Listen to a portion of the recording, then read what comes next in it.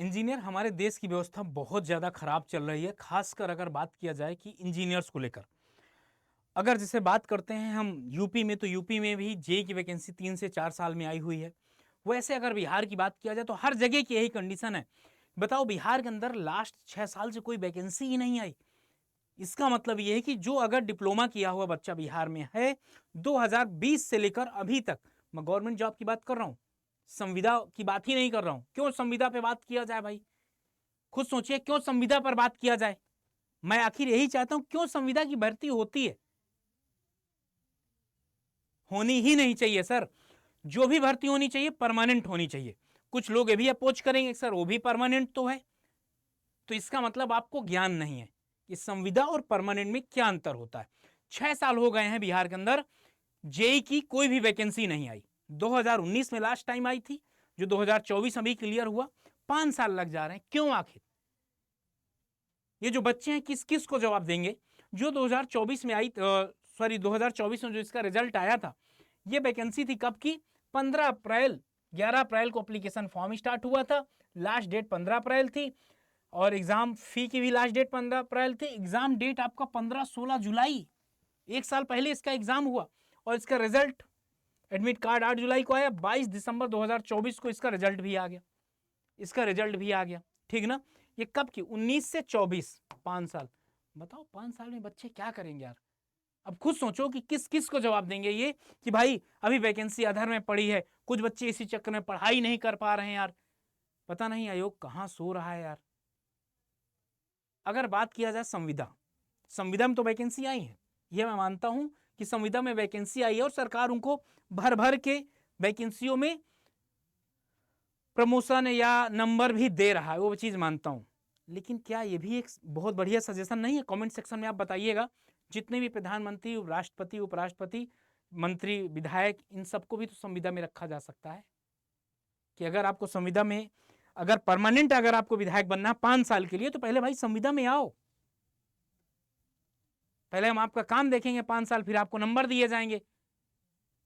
इसके लिए भी कोई डिग्री होनी चाहिए। मतलब यार क्या ही बताया जाए। संविदा में क्या पैसा देते हैं? या तो संविदा आप उसको बोलिए कि भाई हम अभी आपको संविदा बोलो, चलो ठीक है हम कहेंगे संविदा बोलो। डिप्लोमा जब से पास है, जो मेरिट बेस पे है, एलिजिबल है, फिर उसको जिस, लेटर सपोज 20 साल में उसको नौकरी मिल गई, तो 60 साल तक उसको पैसा पूरा मिले। जिस हिसाब से अभी यहाँ पर 50-60 हज़ार रुपया है पेमेंट, वो हिसाब से मिलना चाहिए। और टिल 10%, 20% जो टीएडीए मिल रहा है वो भी सब मिलना चाहिए। अगर संविदा ही आपको इतना ज्यादा प्यारा है तो बंद करवा दीजिए कॉलेज यार। मतलब बच्चों के इतना मैसेज आ रहा था कि सर पिछले 6 साल से कोई वैकेंसी नहीं देखने को मिली बिहार में, कहाँ जाए बच्चे यार? ठीक है, इसके पहले वैकेंसी आपने निकाला था अच्छे लेवल पर, मानते हैं, लेकिन फिर वैकेंसी, ये 2019 की वैकेंसी थी, फिर वैकेंसी आनी चाहिए। क्योंकि जितना भी इंजीनियरिंग स्टूडेंट है ना, सब बहुत परेशान है यार वैकेंसी को लेकर, वो सब बहुत परेशान है। अब इनकी नौटंकी सुन लीजिए। 2019 का 2024 में क्लियर हुआ है, और अभी नई वैकेंसी का कुछ अता पता नहीं है। नई वैकेंसी का कुछ अता पता नहीं है कि कब आएगी, और जब ये आएगी इसका लगता है कि 2030 में होगा। अब आप खुद सोच कर देखो, 2030 में होगा। सेम यूपी में भी फंसा कर रखा है। यूपी SSSC से जो अभी वैकेंसी आई है, 4640 या 12 समथिंग कुछ सीट है, कोर्ट में केस चल रहा है। अरे नौटंकी, जब तुम एग्जाम, जब तुम ये निकाल रहे थे, एप्लीकेशन निकाल रहे थे, तब तुमको नहीं पता था बीटेक वाले फॉर्म भरेंगे या केस करेंगे? तुमको सीधे क्लॉज लिख देना चाहिए कि इतना बीटेक वाले भर सकते हैं या डिप्लोमा वाले भर सकते हैं, वो तुम्हारी मर्जी है। तुम बीटेक वालों के अलाउ करो ना करो, डिप्लोमा वालों के लिए ही रहने दो, आपकी मर्जी। लेकिन ये भी ध्यान देना चाहिए, वे कोर्ट केस चलता रहेगा 2 से 3 साल का। समझ गया ना? 2 से 3 साल तक चलता रहेगा। उनको लगता है कि बस इंजीनियर कुछ कर ही नहीं सकता। ये एक बात हो गई। और आगे अगर बात किया जाए, अब 2030 में आएगी, जैसा भी, ये तो जेई में नौटंकी इनकी हो गई। एक ही अगर इनकी देखा जाए, यही 2019-20 से 2019-20 से जो भी वैकेंसी आई हुई है ना, उसमें ये एक्सपीरियंस वाला देखो। मतलब अगर हम बात करूं बिहार की, कि पता नहीं कि क्या जितने अधिकारी हैं मैक्सिमम को दिखना ही बंद हो गया सर। 25 नंबर बोलकर, 25 नंबर बोले हैं कि 25 नंबर दिया जाएगा, 25% कर दे रहे हैं। अब आप समझ सकते हैं, 25 नंबर बोल के 25% कर दिया जा रहा है। ये नहीं समझ में आ रहा है यार। 25 नंबर बोल के 133 नंबर कर दिया जा रहा है। मतलब मुझे तो ऐसा लग रहा है कि शायद ये हिस्ट्री में, हमारे इंजीनियरिंग में पहली बार होने जा रहा है कि हो सकता है कुछ बच्चों का कट ऑफ टोटल से ज्यादा चला जाए। अब खुद सोचना, 400 का पूर्णांक होता है। अब अगर यही यूपी जेई वाली अगर क्लियर हो जाती तो कितना बढ़िया रहता। अब कितना, 400 का पूर्णांक होता है टोटल।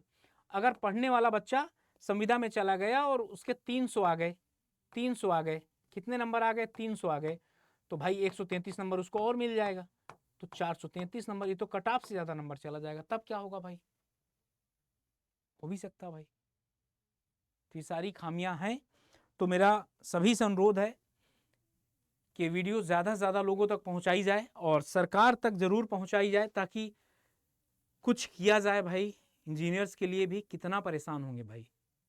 बीए तो किए नहीं है, बीए वालों किसी के साथ ना इंसाफ़ी नहीं होनी चाहिए, इनजस्टिस नहीं होना चाहिए भाई।